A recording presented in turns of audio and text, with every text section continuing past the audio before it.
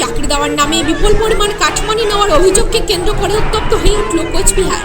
রবিবার সেটাই তৃণমূল বিধায়ক সঙ্গীতা রায় এবং কোচবিহার তৃণমূল সাংসদ জগদীশ বর্মা বাসুনিয়ার বাড়ির সামনে বিক্ষোভে সামিল হন স্থানীয় বাসিন্দারা।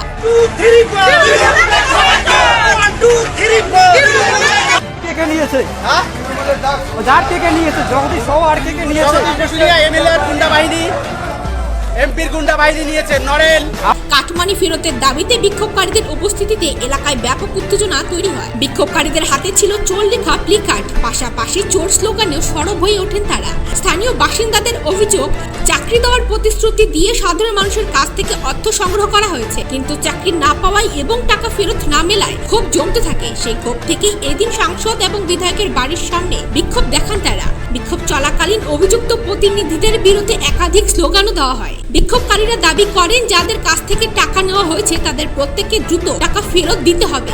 পাশাপাশি অভিযোগের বিরুদ্ধে নিরপেক্ষ তদন্ত দাবি করেন তারা। ঘটনার খবর ছড়িয়ে পড়তে এলাকায় চাঞ্চল্য সৃষ্টি হয়েছে।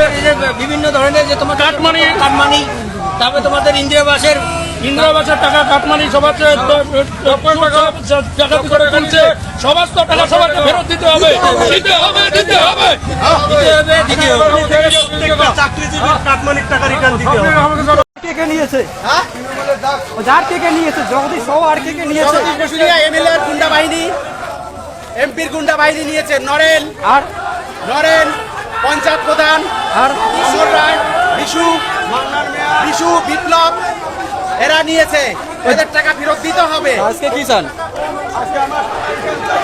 নাইলে তোমার সিধাই বন্ধ ঠাই নাই। কত টাকা করে নিয়েছে? হ্যাঁ, কত টাকা করে নিয়েছে? 20,000 করে নিয়েছে। প্রত্যেকের না শুধু একজন করে? ওই প্রত্যেকের কাছে 20,000 টাকা করে নিয়েছে। হ্যাঁ, গরিব মানুষের টাকা 20,000 টাকা করে নিয়েছে। আমাদের যে 2021-এ আমরা যে এত আমাদের দুর্নীতি, এত মারামারি রাঙানাগি, আমাদের এত অত্যাচার করা হয়েছে, ঘর ছাড়া বাড়ি ছাড়া, হাত খালা কারণে বাড়ি ছাড়া করা হয়েছে, আমাদের চাকরি চুরি করা হয়েছে, আমাদের আবেদ যোজনাপত্র চুরি করা, রাস্তাঘাট চুরি, প্লাস্টিক চুরি। আমরা খুব অসহায় আছি, অসুবিধায় ছিলাম। বিজেপি করা অপরাধে এই চোর সঙ্গীতা কোথায় গেল? চোর সঙ্গীতার জন্য এখন আসে কেন, আসে না কেন? চোর সঙ্গীতা কি না আপনার?